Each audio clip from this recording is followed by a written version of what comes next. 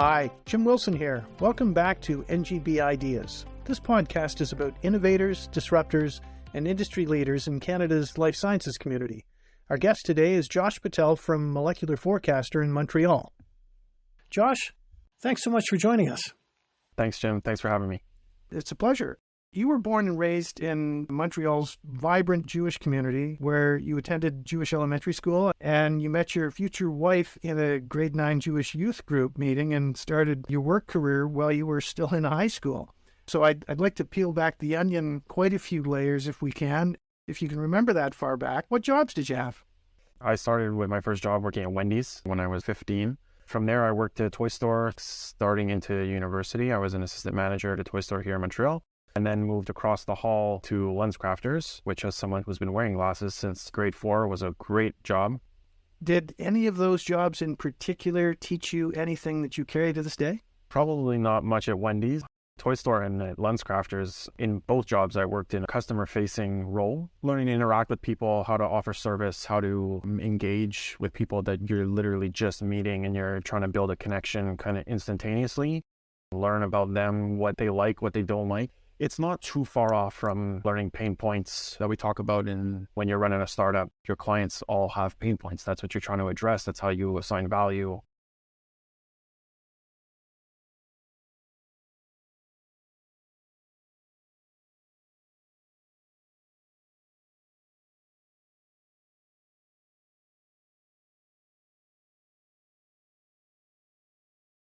We often carry life lessons from unexpected sources, and I've got similar situations in my past. If I can touch on perhaps an uncomfortable part of your childhood, your parents divorced when you were 11 years old. That must have been a difficult time. Definitely shaped a lot of who I am. I lived with my mom for a while and visited with my dad, and my mom moved to the States. When I was 16, I lived with my sister for a year, just the two of us, then lived with my dad. And as you grow up, you start to understand those complexities of life a little bit more. Definitely forced me to be independent, to learn about being resilient, learning about who I am, and putting a lot of things in perspective. Facing that adversity really builds a thick skin and allows you to know, unfortunately, what life can be about. I think many of us have gone through similar situations, unfortunately. When you were growing up, you played a lot of sports, and I understand bowling was on that list. What was your highest score? Do you remember? In a single game, I bowled a 300, perfect game. In a 3-game score, it was 830 something, which at the time, if you'll allow me to humble brag for a second, was a record for the 17 to 21 age group. Since been surpassed by athletes way better than me. And yes, I will call bowlers athletes. My family, going back to my grandparents, my parents were all into bowling, and I followed suit. I actually went to Israel to compete in the Maccabiah Games. So I got to go there with my dad. We both competed representing Canada. That's kind of where I left that career behind. I have to ask, do you still have your suit, your shoes, your shirt, and your bowling ball? Yes. It's been out of use for a while. The 2 labs I was in for grad school and for my postdoc, I became aware of my bowling history and always tried to get us to go bowling. I think in the last 7-8 years, I've been bowling once, but the equipment remains. Good. In high school, you had a chemistry teacher who talked to you about falling asleep in class. Yeah. Do you remember what that teacher said?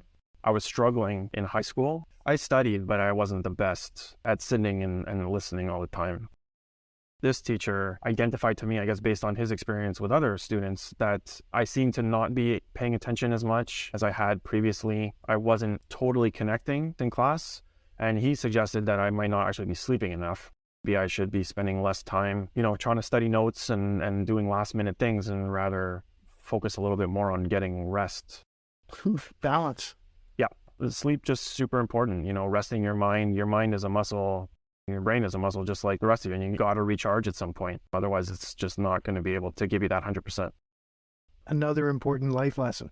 You had an organic chemistry teacher in, I think, 2008 who encouraged you to study computer science, and you followed her advices. What struck you about what she said? I had a teacher who just had such a great passion for organic chemistry, and I loved the problem-solving aspects of it. And before I went off to university, I asked her, I really want to study chemistry. I'm going to pursue that and major. What would you suggest that I get involved in?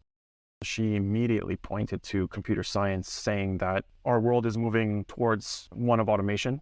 And it doesn't mean that you'll be replaced, but if you don't know how the machines work, it'll be very hard for you to move forward. She highly encouraged that we learn how software, hardware, how all these things function so that we can play around with those tools. Another lucky conversation to have. Absolutely. So you got to McGill, you were thinking biology, but your undergraduate and graduate degrees are in chemistry. Why the pivot? What changed your mind? I was just better at chemistry. It was more problem solving. It was almost more like math, where if you understand the basic rules of the game, then you can grow those and expand them into bigger and more complex problems. And I really enjoyed that aspect of it. I understand you think chemistry is like magic. What do you mean by that? In chemistry, you have a solution, it's a clear liquid, and then you add another liquid to it, and all of a sudden you get a solid that comes out and precipitates out. Those things visually just look like magic. There is an understanding to it, similar to magic, no spoilers. So it's like magic, but it's real. Yeah, and real useful. Yeah, true. When many undergrads graduate, they're unsure of what to do next. And I was one of them, full stop. What did you do next? I pursued grad school. That was kind of the next logical step that kept as many doors open as possible.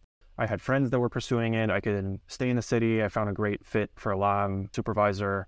And so the shoe fit. And so I put it on. You mentioned it was difficult in high school. Did it become easier the further you went? Yeah, I was one of those students that things kind of just came to naturally. I don't really know how to explain it. The way that I solve problems is really more by thinking on my feet than by memorizing. So coming back to the lack of sleep, where you can't think as effectively, that hurt me. I struggled in university with lectures where professors were just reading slides. It wasn't engaging for me. At grad school, you worked with a professor who got you on the path of software development for medicinal and organic chemistry applications. I'd appreciate you explaining to our listeners, but mostly for me, what that means. Some folks will call it theoretical chemistry. Some folks will call it computational chemistry. The idea here is taking the principles that underlie the theories. It's encoding those principles for a computer to assist you in either simulating a process or understanding a process. And so for me, who really enjoyed the problem solving and theory of chemistry, but was terrible in the experimental lab, I'm the kind of person who reads the instructions for a recipe 7 times over before I pour the water into the pan. So I was terrible in the lab, very inefficient, but I enjoyed the concepts behind it. And so here was a way for me to marry that passion with my knowledge in computer science and the ability to write computer programs that would solve problems for you. I found that to be very rewarding. So here was a professor, his name is Nicolas Montessier at McGill, that blended those two things. That was never course material for us. So I didn't even know that was a thing that was possible. Thank you for that. At this point, you started solving chemistry problems with computer knowledge. Is this where you got the idea for the company?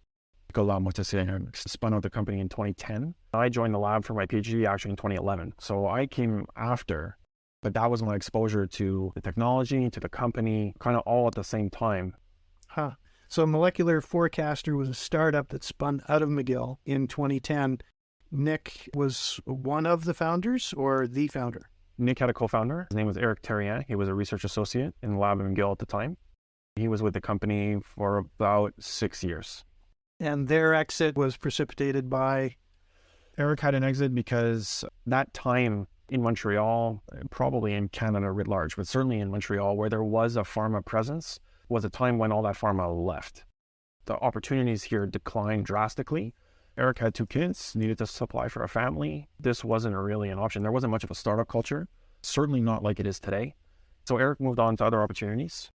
Nick, throughout all of it, remained a full-time prof.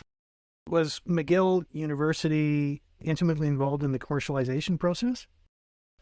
McGill incentivized Nick to commercialize. There wasn't this same culture that there is now. So it was, I don't want to say relatively new, but it certainly wasn't as common as we're seeing today and hoping to continue to see. I know now that I am more involved in this relationship. Mark Weber, involved at the tech transfer office at McGill, wears a lot of hats and is definitely a superstar in trying to help with these commercialization efforts. So your business has grown organically without any venture capital backing. And if I understand correctly, you have no investors. Correct. Tell us a bit about that journey. How did you finance this company? Was it bootstrapped from day one? So it was bootstrapped from day one. Being built off of academic technology, or academic research, means that there's a publication track record. So that certainly assisted in getting the name out there, getting some recognition, at least in the scientific community. For those first 7-8 years, when the company was, I don't want to call it a hobby, but was definitely not a full-fledged startup, there was 1 or 2 contracts a year. There was some money in the bank. There wasn't really much of a need to invest beyond that. Then when I took over as CEO in 2018, there was enough in the bank to revamp a website, get a small office space here in the Technopark in Montreal, what used to be the NeoMed Institute, and then today is Edmare Bioinnovations. It's a wonderful organization. Yeah. I didn't take salary. I mean, I guess that was the investment. At the time, my discussion with my wife was, this is going to be a 2-year experiment. I'm not interested in going the investment route for now. I want to see if I can build something to the point of being able to take a comfortable salary and continue to build a company this way. And so we set a timeline, a deadline on it. For those first 6-12 months, I would take a little bit here, a little bit there, but by and large, I wasn't taking much salary. Very, very privileged to have been in that situation where I could do that. My wife was working full time. I had been working since I'm 15, not a big spender. So there was enough for us to get by and be okay. Very lucky that things took off, and here we are. When did you know that this was a viable business? I probably still don't know that at that point. I'm always skeptical. I think it's always good to stay on your toes. Probably within a year, it started to become more clear that there's something there. We made a couple of pivots. There was a couple of learning on the fly lessons that we did, but we definitely started to find our feet and get some traction. And somewhere in that 6 to 12 month mark, things were more obvious that there's something here. Let's keep going. How was your experience with Edmare Bioinnovations? Can you touch on that for a bit? Being located at NeoMed, where it became Edmare, our paths collided essentially. We applied for the inaugural accelerator program that they started here in Quebec. So we were part of that first 2 years. That was one touch point throughout that time that we were involved with them. We started working with them in a scientific capacity where we're offering our services to their team. We work closely with Claudio Storino and his team on a variety of different projects, supporting the portfolio they're working on. So it's really a nice way for us to have an impact across the country on multiple drug discovery programs through one outlet. And they offered us a variety of support through that accelerator program. There was mentorship for me and coaching for me as an entrepreneur. We got support in communications and legal and marketing. It's been a great experience learning from all of them. Molecular Forecaster is a research as a service company, which is analogous to a contract research organization, a CRO. Your team has expertise in computer-aided early-stage drug design, and you now work with small biotech startups all the way up to big pharma companies. Why do clients come to you? Why not someone else? What sets us apart is really the confluence of our capabilities. We've developed our own technology that's proprietary to us, unique in how it functions, and attacks a problem with a very chemistry-centric point of view. So there's a lot of domain expertise that's been built into the technology. On the business model side, we're offering this as a service, bringing our research expertise, growing our team, and offering that through transparent, credible service that's built on a lot of integrity. Comes down to my principles. What I'm trying to hone in on is computationally, anything is possible. I can make a computer do anything, well, maybe not me personally, especially these days. My coding days are a bit behind me. You can make a computer do anything that you want it to do. We could simulate any process. We could show you any small molecule interacting with any protein that you want. Is that real? Is that something that would happen in a cell, in a human body? That's a much more difficult question to answer. You became CEO of Molecular Forecaster in late 2018. How did you end up in the role? Luck, opportunity.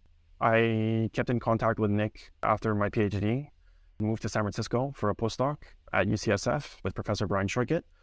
I knew that Eric had to look for other opportunities and was moving on.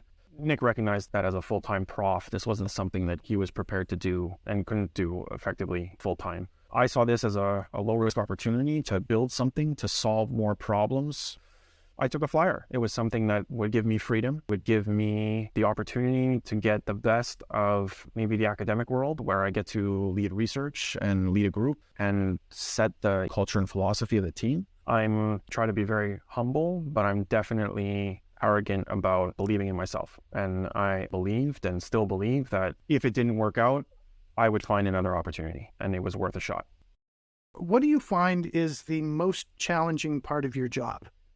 That it changes every day. You need to balance everything that you do. I think to be effective as an entrepreneur, you can't be too high, you can't be too low, you can't be too nearsighted, you can't be too farsighted, and you can't be too in the nitty-gritty, you can't be too big picture, with being oblivious to the rest. I understand you're a bit of an introvert, but you've said you feel comfortable in the discomfort of your role. What do you mean by that? Probably more in the fact that it changes every day. I don't know that I'll ever come to terms with my introverted self.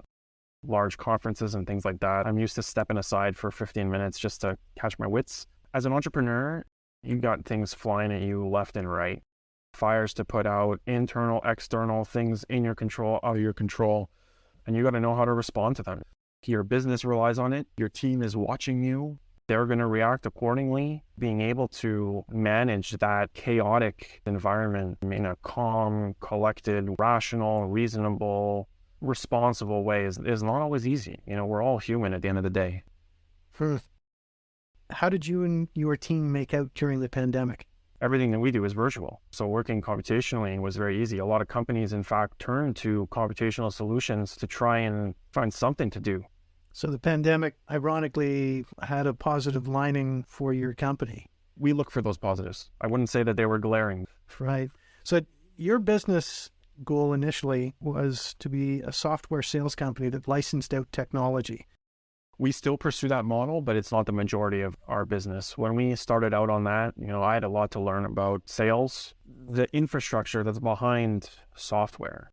Again, as an academic scientist, we're focused on, what's the accuracy? What are the fine nuances, the percentages? We don't necessarily think about how is this multi-site, multi-institution pharma going to use my software? How are they going to share data? How is it going to remain secure?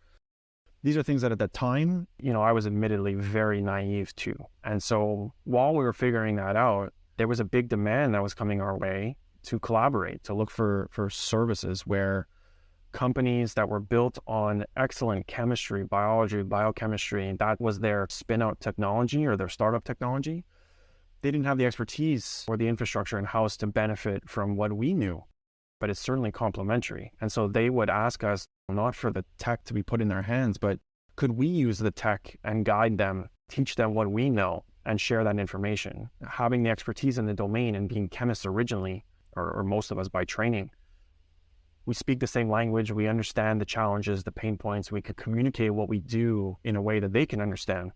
That makes for very effective collaboration. So our business started to really grow on that service side, and today it's probably about an 80-20 split between service and software. So when you think about your company's journey to date, what is your biggest win and what are you most proud of? I think the biggest thing for me is really that we've stuck to our guns in a lot of ways in terms of what we think is right. What was important for me was to not be greedy and was to do things for the right reason. Let the money be secondary and not at the forefront. We want to accelerate drug discovery programs. We want to discover medicines for Canadians, for citizens of all countries around the world. And we've stuck to that. As an entrepreneur, you get a lot of voices in your ear. Some you ask for, some you don't necessarily ask for. And it's up to you to process that information. You go to sleep at night with your mind and your heart and your decisions. I'm very, very comfortable and happy with what we've built, what we continue to build, what we're working towards. As you see all these great announcements, you see all these things that people are achieving and accomplishing and striving for. And that's great if that's what they're looking for, but that doesn't have to be what you want. Coming to terms with that, really knowing who you are and being comfortable with that, assuming people will resonate with that message and you are providing value, it's hard to do. What does the future hold for Molecular Forecaster? Where do you see the company and you in 3 to 5 years? Hopefully continuing to grow. Today we're 8 people. I'd certainly like to reach 15, 20. We're looking to invest more in our own R&D and get back to adding capabilities, functionality, solving new problems. So the problems don't necessarily change in terms of coming up with medicines, but the way you go about it can. That's great. Some of the listeners of this podcast are likely startups in a position that you were in the not too distant past. Is there any advice you'd like to pass along to those people? Think big and be happy with what you do. At the end of the day, you are the entrepreneur. You are the founder. It is your name on it. And you have to go to sleep at night with what you are creating, working on, focusing on. If you're comfortable with that, I think that that's what you should be striving for. Ties to the second one. Think big. Go out there and get it. You need to think about what you need to succeed, to get to where you need to go, and that's for a broader benefit. You need to start with that selfish attitude. Effective brainstorming, which is especially hard for, I think, a scientist, is to not think about the no right away. Just put your ideas down on paper. You just write. You're taught to not even think. Just keep writing. After, you can start to put together ideas of how you reach certain endpoints. Historically, and I say this for myself as well, we're too focused on the path and not necessarily focused on how high can we reach. Think big and go out and get it. There are people that are like-minded that want to help you. Find them and go do it. Do you have a next great big idea on your horizon? If so, what is that idea? We got a lot of challenges as a society. There's a bunch of areas that need next great big ideas, and I'm sure it's going to come from younger people who are smarter than I am already. I have a 2.5-year-old son. The idea is in there. You're the one who's going to take the next big leap in combining ideas and combining different elements of education and putting them together into something amazing. There are tons of kids out there that are going to have that. It's about helping, and you're obviously passionate about the journey that you're on, and I really appreciate you sharing it with us today. I have absolutely enjoyed speaking with you. Thank you so much for your time today. This has been great. Thank you, Jim. Thanks for the opportunity to get our message out there a little bit. For me personally, to share some of the thought behind the madness. Oftentimes companies are websites and LinkedIn pages, and we don't always think about the people that are behind them. Really appreciate the opportunity. Thanks a lot, Jim. That was Josh Pottel in Montreal. You can learn more about Josh and his team at molecularforecaster.com. This podcast was researched and produced by Tisha Prasad. The NGB Ideas podcast is part of Next Great Big Ideas, Canada's Life Sciences Innovation Summit in Hamilton, Ontario, the first Monday in October. Learn more about the summit at nextgreatbigideas.com. You can also follow me on social media at LabOccupier, and I can be reached by email at jwilson@Leonard, that's LENNARD.com. Thanks so much for listening.